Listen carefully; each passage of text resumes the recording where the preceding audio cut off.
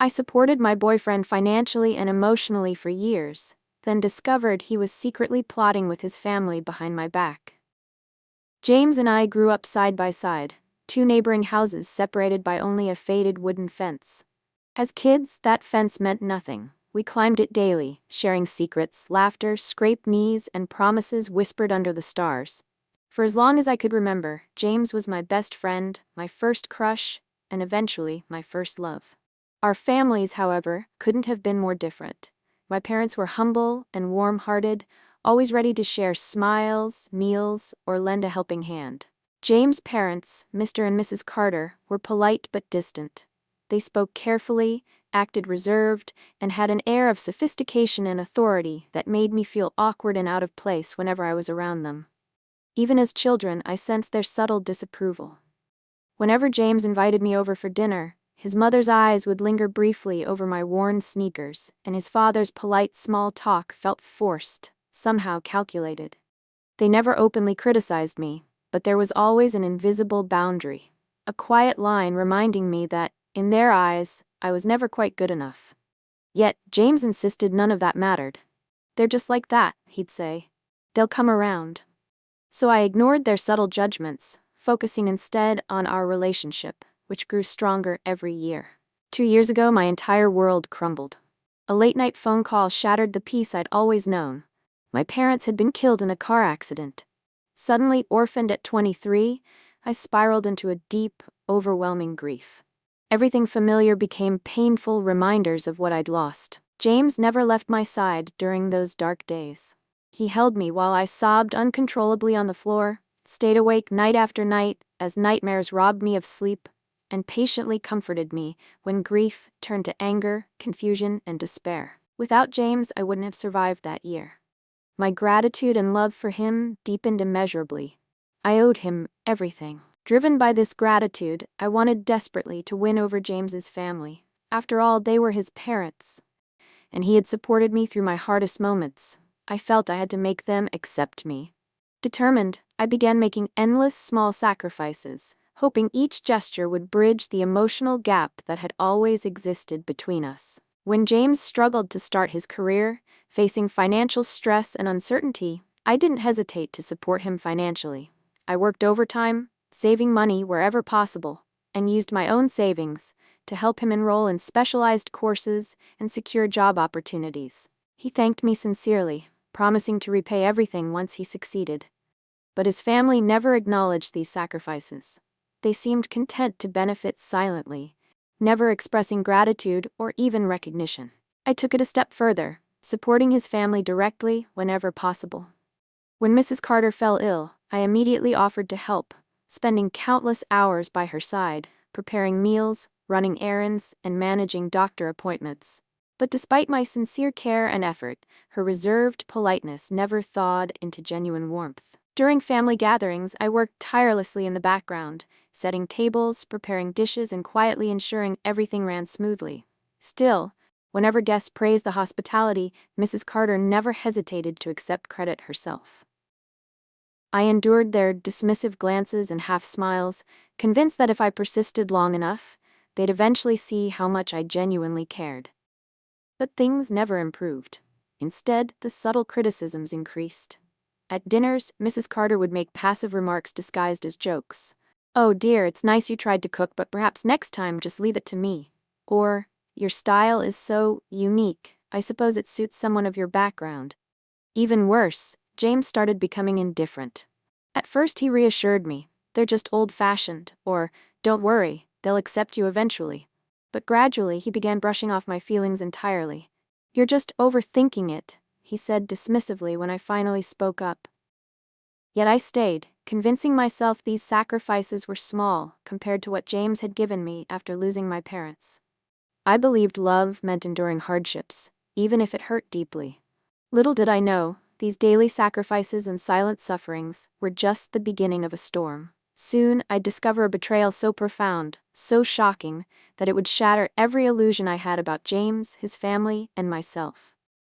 As time went on, my relationship with James settled into a bittersweet routine. On the surface, we were the picture-perfect couple. high school sweethearts who had grown up together, now planning a life side by side. Beneath this surface, though, a quiet sadness had taken root in me, a sadness I tried desperately to ignore. After the loss of my parents, James became my whole world. He was the anchor holding me steady through life's storms. But somewhere along the way, I lost myself.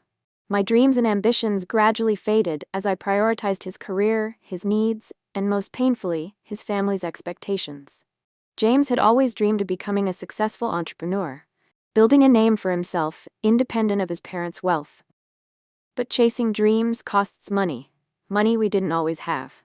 When James first told me about his plans to start his own business, his eyes sparkled with excitement, the kind I couldn't bear to extinguish. "I want to do this for us," he'd told me earnestly, "for our future." I believed in him deeply, so without hesitation, I drained the last of my savings, money my parents had left behind, to support his dream. At the time, I told myself it was just money, replaceable and meaningless compared to our shared future. James was grateful initially, showering me with affection and promises. But soon as weeks turned into months, that gratitude waned, replaced by the stress of building his business. Financially stretched thin, he often came to me again, hesitant at first but increasingly comfortable with the idea. "It's just temporary," he reassured me gently each time. "Once things pick up, we'll be stable. You'll never have to worry again." Each time, I believed him, trusting that one day our sacrifices would pay off. His family, meanwhile, happily accepted our help, even though they never openly acknowledged or appreciated my contributions. Mrs. Carter, in particular, maintained her icy distance. Whenever I visited, she watched carefully, evaluating every move, every word, silently judging whether I was suitable for her son. Yet despite her attitude, she never hesitated to ask for favors. When she fell ill again, I was the first person she called, her voice polite but commanding. "Dear, if you're not too busy, I'd appreciate your help today." I rushed to her side without complaint, driving her to doctor's appointments, managing household chores, and cooking her meals she barely acknowledged. James appreciated these gestures, but he rarely stood up to defend me from his mother's quiet criticism. Family gatherings became another source of quiet humiliation. Though I worked hard preparing dishes, organizing parties, and buying thoughtful gifts, my efforts went unnoticed or unappreciated. Often, I'd overhear hushed conversations filled with subtle criticism. "She tries hard, I'll give her that," James's sister Anna said one evening as I passed by unnoticed, arms heavy with groceries. But honestly, James could have done better. Someone from a better background, more like us. I froze, the weight of those words pressing heavily on my chest. Tears blurred my vision, yet I forced myself forward, pretending I'd heard nothing. Later, when I confronted James about it, his response crushed me further. "Anna didn't mean anything by it," he shrugged dismissively. "You're too sensitive. Stop taking things personally." The pain in my chest tightened, yet I swallowed the hurt and nodded. I convinced myself again that enduring their coldness was a small price to pay for love and stability. But the more I sacrificed, the colder they became. Instead of gratitude, I sensed their growing annoyance, as if my kindness reminded them of something uncomfortable. James grew increasingly distant, stressed by work and his parents' pressure to succeed. One night, after a particularly exhausting day helping Mrs. Carter rearrange her entire living room, I overheard her speaking sharply to James on the phone. "She might be sweet, but she's not good enough," she insisted firmly. "James, you can't marry someone who brings nothing to the table. You need a partner who matches your ambitions." My heart dropped into my stomach. James's hesitant reply cut me even deeper. He didn't defend me, not even once. Instead, he replied simply, "I know, Mom. Trust me, I've thought about it." I stood frozen, devastated. This was the man I'd given everything to, my time, my savings, my youth. He had accepted it all willingly, yet now he questioned my worth because of his family's influence. That night, I cried silently, heartbroken but too scared to confront him directly. The next morning, James acted as though nothing had happened. His affectionate smiles returned, and I found myself trapped in confusion, unable to reconcile this loving person with the man who had passively listened to his mother belittle me. Slowly, doubt and insecurity seeped into every corner of my heart. Every gesture of kindness I made felt tainted by their judgment. every sacrifice unappreciated. Yet the fear of losing James, the one person who had stood by me in my darkest moments, kept me silent.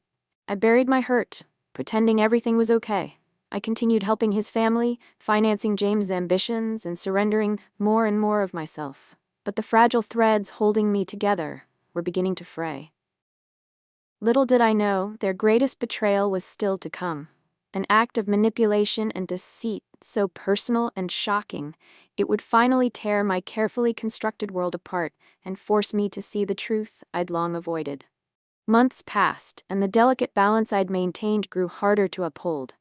My days became an exhausting blur of quiet sacrifices, endless attempts at winning over James's family, and suppressing the rising tide of resentment within me. Yet, despite everything, I held on to the belief that if I just gave enough, they would eventually see my worth. Then came the conversation that would shake the very foundation of my world. James's parents invited us over for dinner one weekend, casually mentioning that they had something important to discuss. Nervous yet hopeful, I imagined that perhaps, finally, they had decided to welcome me fully. I dressed carefully, meticulously, selecting an outfit I hoped Mrs. Carter would approve of. On the drive there, James was oddly quiet, but I dismissed it as stress from his business struggles. Dinner proceeded normally, filled with superficial chatter about work and neighbors. Finally, as we finished dessert, Mr. Carter cleared his throat, signaling the shift to more serious matters. "You know," he began slowly, his eyes drifting toward me briefly before settling back on James. "Your mother and I were talking, and we think it's time for you two to take the next step. Settle down, buy a proper house together before getting married." My heart jumped. Was this their way of finally accepting our future together? I felt a spark of excitement, the hope I'd carefully nurtured rising within me. James nodded, looking slightly uncomfortable. "We've talked about it a bit," he admitted. Mrs. Carter leaned forward, her eyes fixed pointedly on me. "Dear, your parents' house, it's just sitting empty, isn't it? It would be wise to sell it, free up some funds, and put that towards a new, proper family home." My chest tightened instantly. My childhood home was all I had left of my parents, the only tangible connection to memories of warmth, love, and safety. Selling it had never crossed my mind. I haven't thought about selling," I murmured hesitantly. "That house means so much," James quickly interrupted, placing his hand over mine firmly. "Honey, it's just an idea. We could build new memories, right?" The Carters exchanged a meaningful glance. Mrs. Carter's smile was polite but calculating. "Exactly. It's time to move forward. Your past, while tragic, is in the past now. Isn't it healthier to let go?" The conversation shifted away, but an uneasy feeling lingered, making the rest of the evening unbearable. As we drove home, I brought it up carefully.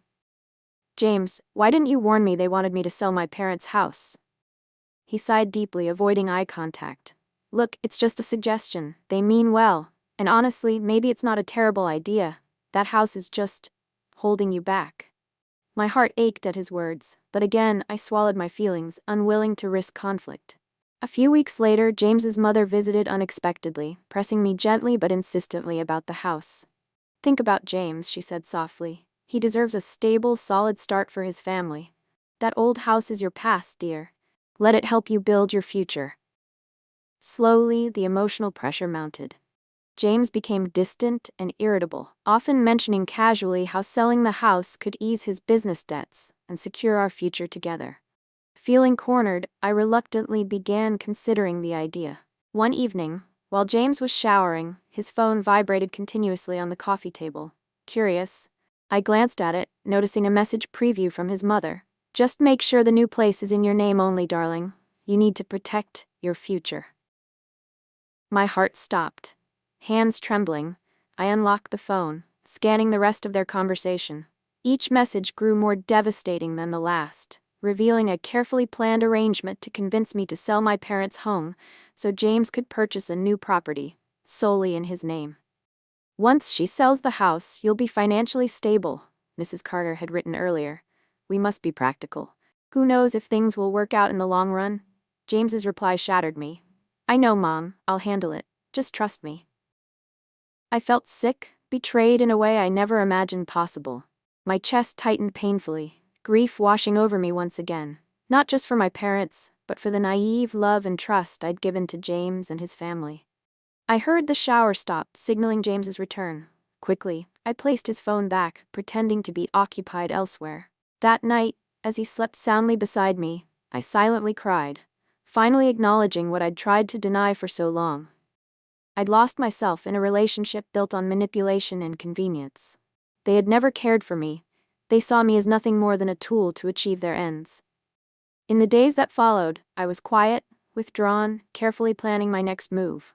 I declined their invitations, refused requests to help Mrs. Carter, and avoided discussing the house, causing noticeable tension. James became impatient, unaware that I knew his betrayal. Finally, unable to bear the weight of my heartbreak any longer, I confronted him. Holding back tears, I showed him the messages I'd found. James's face drained of color, his eyes wide with shock, not from guilt but from realizing he'd been caught. "How could you do this to me?" My voice trembled, raw with pain. "After everything I've done for you, after everything we've been through, you were planning to betray me like this." James hesitated, stammering excuses.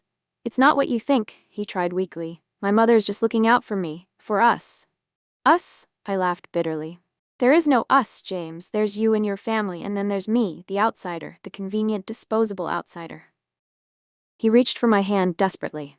"Please don't leave. We can fix this." "No," I whispered, pulling my hand away. "This was the breaking point. You and your family used my pain, my loss, against me. I've sacrificed everything for you, believing it was love. But it never was it?" James sat in stunned silence as I gathered a few belongings, shaking uncontrollably. My world had just collapsed for the second time in my life, yet somehow, amidst the devastation, I felt the first stirrings of freedom. Walking out of the house that night, I knew life would never be the same. But for the first time in years, I was choosing myself, ready to reclaim my own future, without the weight of others' selfish expectations. Walking away from James that night was one of the hardest things I've ever done. But it was also the most liberating. I moved back into my parents' old house, the home they left me filled with memories, love, and lessons I'd almost forgotten. As I stood in the empty rooms, I felt their presence stronger than ever, and for the first time in a long time, I didn't feel alone. Initially, James tried relentlessly to reach me, filling my phone with desperate voicemails, texts, and even emails, each one more apologetic than the last. His family remained silent, unwilling to face the mess they'd helped create, and their absence only solidified my decision. Despite James's pleading, I knew there was no going back. The trust I'd once placed so blindly in him had shattered completely. Slowly, life began to rebuild itself around me. Friends I'd neglected reappeared, offering unconditional support and kindness. They reminded me who I was before my identity became wrapped up in James and his family. I returned to dreams I'd once set aside, pouring my energy back into a career I'd put on hold. Every day was challenging, yet I grew stronger, reclaiming parts of myself I thought I'd lost forever. One afternoon, several months later, I heard a soft knock on my front door. Opening it hesitantly, I found Mrs. Carter standing there, looking unusually uncomfortable, even vulnerable. "May I come in?" she asked quietly, her voice devoid of its usual authority. I nodded, cautiously stepping aside. We sat down awkwardly in the living room, the tension heavy between us. "I wanted to speak with you personally," she began, nervously twisting her hands. "James, he hasn't been himself since you left. The business isn't doing well, and honestly, neither are we." I listened silently, keeping my emotions guarded, as she continued. "You did so much for our family, and I took that for granted. I didn't realize how deeply we depended on you, not just financially, but emotionally. We didn't appreciate you the way we should have. For that, I'm truly sorry." Hearing these words from Mrs. Carter felt surreal, yet strangely satisfying. But her apology came far too late. "Thank you for acknowledging that," I replied calmly, "but it doesn't change what happened.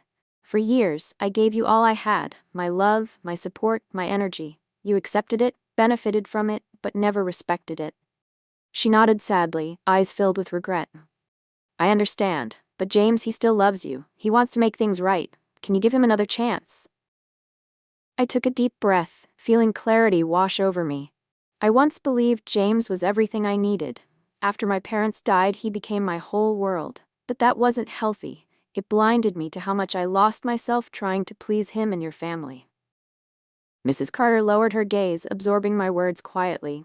I can forgive you both in time, I continued, my voice steady. But going back isn't an option. I've realized that love should lift you up, not tear you down. Your family taught me a hard but valuable lesson about self-worth. She nodded quietly, seeming to genuinely understand the gravity of my words. Eventually, she rose and moved slowly toward the door. I'm truly sorry for everything, she whispered softly before leaving, her once imposing figure now diminished. In the weeks that followed, life continued to bloom in ways I never imagined. A new job brought opportunities to travel, reconnecting me with passions I'd buried under James's ambitions. I learned to laugh again, to cherish friendships, and to trust my instincts above all else. With each passing day, my confidence returned stronger than ever. Nearly a year after leaving James, I received one last message from him. This time, rather than desperation, his words carried quiet acceptance. I know I lost you forever. I wish I had realized sooner just how precious you were to me, to all of us. I'm sorry for everything. Be happy. Reading it brought tears to my eyes, not of sadness, but of relief. I'd finally moved forward. One evening, standing in my parents' backyard, gazing at the same stars I'd once wished upon as a child, I felt peace. The pain, heartbreak, and betrayal had transformed into strength and wisdom. I had learned to love myself again. The house, my parents' legacy, was no longer a painful reminder of loss, but a powerful symbol of resilience. Every room filled once more with laughter, dreams, and hope, something James and his family could never take away. As I looked up into the vast, endless sky, I whispered quietly, knowing somehow my parents could hear me. Thank you for teaching me what love truly means. I finally understand. The future was mine to create, full of possibilities. I'd taken back control of my story, and this time, no one else would ever write the chapters for me again.